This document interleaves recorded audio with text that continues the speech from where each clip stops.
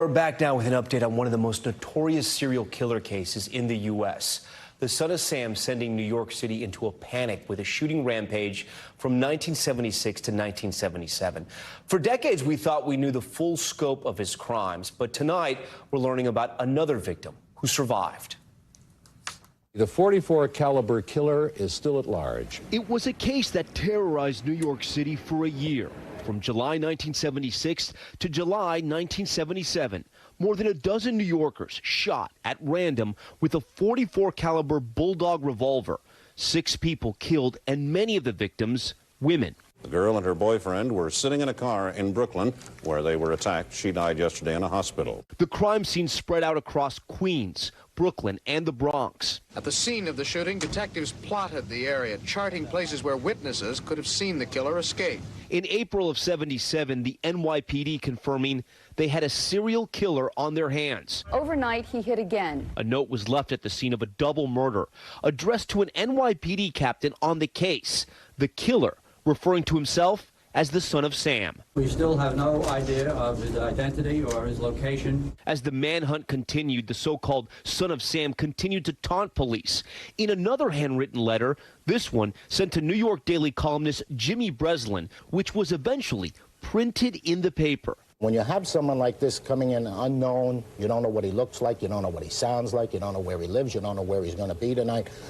We're helpless. The city sent into a panic, women racing to change their hairstyle after it was revealed many of the victims had long, dark hair. By day, it's common to see young women with kerchiefs over their hair or hair pinned up. But in August of '77, police analyzing parking tickets written near the scene of one of the shootings, leading investigators to 24-year-old David Berkowitz. When police discovered the machine gun and a letter in the car, 15 detectives staked out a .44 caliber handgun found alongside him, and Berkowitz allegedly telling officers, "You've got me." Pleaded guilty to all 6 of the murders that frightened New York City for about a year. He immediately confessed to the killing spree, originally telling authorities he was instructed to kill by demons possessing his neighbor's dog.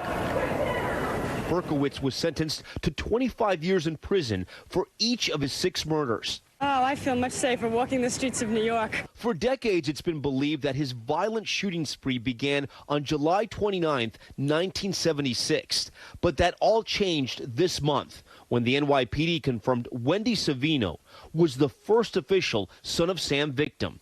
She was shot while sitting in her car in the Bronx in April of '76. She lost her eye in the attack, but lived to tell her story. And tonight, right here on Top Story, we are so lucky to be joined by Wendy, the confirmed first son of Sam victim who survived. She's Top Story Spotlight interview tonight. Wendy, thank you so much for joining us. So if you can, and I know it's got to be emotional and it's tough, take us back to that day in April of 1976 and what you remember. You were sitting in your car, and what did you see? I'm sitting in my car, and I go to get my seatbelt, and looking this way, there's a young man, quite nice looking, walking towards me, smiling. So I made sure my doors are locked. I'm safe. Wasn't I? And I'm putting on the seatbelt, but I can see him peripherally. I've seen him full face first when he's walking towards me. He has heart-shaped face, widow's peak, sideburns, a little crook in his nose. He's smiling, and he has blue eyes. And he didn't look scary at all. So I continue with what I'm doing. And as I go to put my seatbelt, I see this. And I think he's going to knock on the window and ask for directions. He's smiling. The next thing, my chest exploded. The first bullet came in here, and my lung just exploded. I looked back at him. I put my arm up. The second bullet went through this arm, hit the dashboard, and went into my right eye. Third bullet through my shoulder here, goes through. I mean, I don't know exactly what's happening at the time. I know my chest blew up. I know I'm blind in my right eye. I don't know. I don't know, how the bullets are going. But the third one in the shoulder traveled through, made a hole in my windpipe. And now I'm a balloon deflating. The force of this bullet forced the strength of it forced me. I was in a bucket seat in a silver grey Jaguar. I'd had it for 5 days, which is my birthday present from my husband. Yeah. But at this time, 1, 2, 3, as I say, 1, 2, 3, that forced me into the passenger's bucket seat. I can't see him that well because I'm blind in this one, and I have 8 pieces of glass in my left eye. I know this afterwards. Yeah, afterwards. Afterwards. Obviously, I wasn't sitting there going, oh. And does he stay or does he leave? No. He stood there smiling the whole time. Then he started laughing. You could hear him laughing? I could hear, well, my window has gone with the gun. I have no window on the driver's side. So I could hear, and I can see him. I can see him laughing.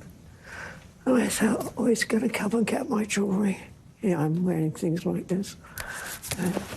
I was wearing both of these that night. Wow. And I thought, he's not coming for my jewellery. What on earth is going on? I know, I'm sure. But why? What does he want? Didn't come for my jewellery, so I thought it's obvious. He wants me dead.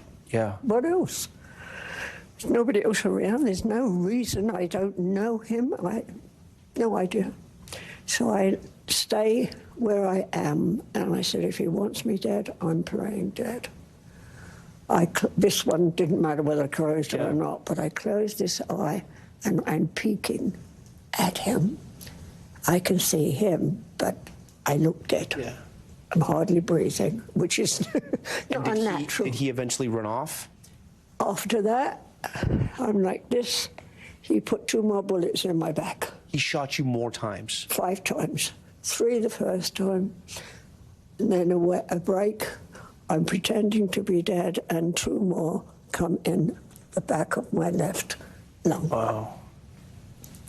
So I just stay there. There's no point in trying to get out the other side. I've got to climb over the bucket chair. There's certainly no point in getting out this side. He's standing there. Yeah. I mean, where can I go? So I just stayed there, and the parking lot was made of gravel. And I heard his footsteps receding, going away from me. When I no longer hear his feet, I get up, open the door, I roll out onto the gravel, I crawl across the parking lot until I find a wall. And I followed the wall until I got to the end of the wall, and I realized at that point, I'm going out of the parking lot. Is he still here? I don't know. But if I look and he is, I will freeze in fear. Yeah. So don't look, Wendy. Don't look. Try and save yourself. And if not, at least tell people what he looks like. You finally received help, right, at a restaurant? I walked around, I went into the restaurant. It was the kitchen entrance, and as I went in, everybody screamed and threw all their pots and pans in the air. I can't believe you're here. I mean, after taking all those bullets, that you're sitting here telling me this story, it's a miracle. I want to jump a couple steps ahead. You talk to the police, and you give them a sketch. I'm going to put it up for our viewers, and you're going to see it too. Sorry you have to relive this, but your sketch is so similar to the man they eventually arrested. The left part of that face is my sketch. Is your sketch? Yes. The other side is an actual picture of him when he was caught. This happened in 1976 and 1977. Just this month, they confirmed you're the first victim. Why? Well, Why did it take so long? I don't know why it took so long, but immediately after being shot, I was in the intensive care for over 2 months. My sons were sent to Florida and were living under different names. And his killing spree takes off in July, a few months after you're his first victim in the Bronx. He waits a couple months. Maybe there were more victims. We don't know. Yes. And then he starts really the rampage over the next year in July. Yes. So you were this first victim. A few months later, it starts in July, the summer of Sam. Why do you think police didn't work with you? Why do you think they didn't listen to your story? It's not. I did tell them the story. They did have this story. It's the exact story I told then that I'm telling now. They have a perfect sketch. My drawing of him is his face. Yeah. Just he should have had a little more of a. Why do you think they didn't connect the dots? I don't know, but right after I got out of the intensive care unit, I went to England.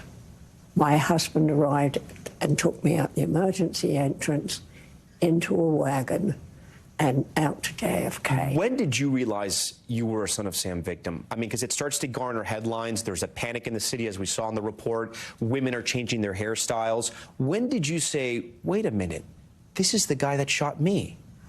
I didn't know who he actually. I knew what he looked like, but I didn't know his name until he was arrested. And you said that's the man? That's who shot me. So what did the NYPD tell you after all these years? Because I know they finally said you're the first victim. How did that come about? They came to visit me at my house. We discussed it. They took anything that I knew. They compared it to what they had. I also have to give credit to Manny Grossman. He got all of Son of Sam's records from the police, and he went through them, and he found my sketch in Donna Laurie's file. That was the next girl that was killed. Oh, wow. And he found in her file, Donna Laurie, was my sketch and my report, what I had told the police. But it was 141 pages. He went through every single one, and he compared them and realized it definitely was Son of Sam. So, you know, he comes up for parole. Yes, last week, and it happens every several years. Yes. He'll come up. If you had a chance to talk to him, has he ever reached out to you or no? No. If you had a chance to talk to him, what would you say?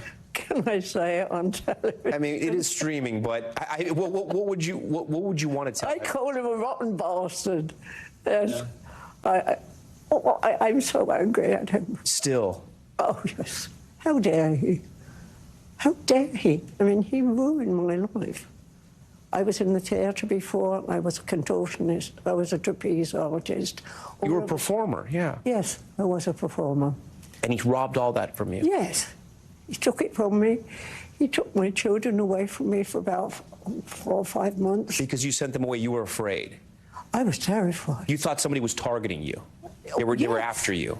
Well, I thought he had friends, perhaps, if they knew where I live, and the newspapers put my home address in the newspaper. Oh. They put my husband's office address. At the time in the 70s, because you said you locked your doors, you know, you look at this story now and it's shocking. And if it even happened now, it would be shocking. But we've had so many serial killers. We've had so much violence in the media. I don't want to say we're numb to it, but I think we would react maybe a little differently. At the time, did you ever think someone was capable of this in the 70s in New York? This was something just completely grotesque and new. It just wasn't real. Why? There was just no reason, and people are trying to dismiss them. You know, this, that, and the other, but there was absolutely no reason for him to walk out and shoot me. You've been able to come on this show. You've shared your story. You've told it before. I'm glad that the NYPD has finally sort of connected the dots with your story. And you're a survivor. You know, at the end of the day, you are a survivor. Yes. What has life taught you? I suppose there's always hope, but you have to be strong. You have to be positive. If you become negative, even just through an injury or a surgery, if you're miserable and negative, you're not going to lift up. You've got to be positive, and you've got to believe that you can do it. Wendy, we thank you for coming on Top Story. I know it's very tough to relive that, but I know that you now know and have gotten some closure that you know the person who did this to you, and he is sitting and rotting in a cell right now. Exactly. Wendy, we thank you for being here. Thanks for watching. Stay updated about breaking news and top stories on the NBC News app or follow us on social media.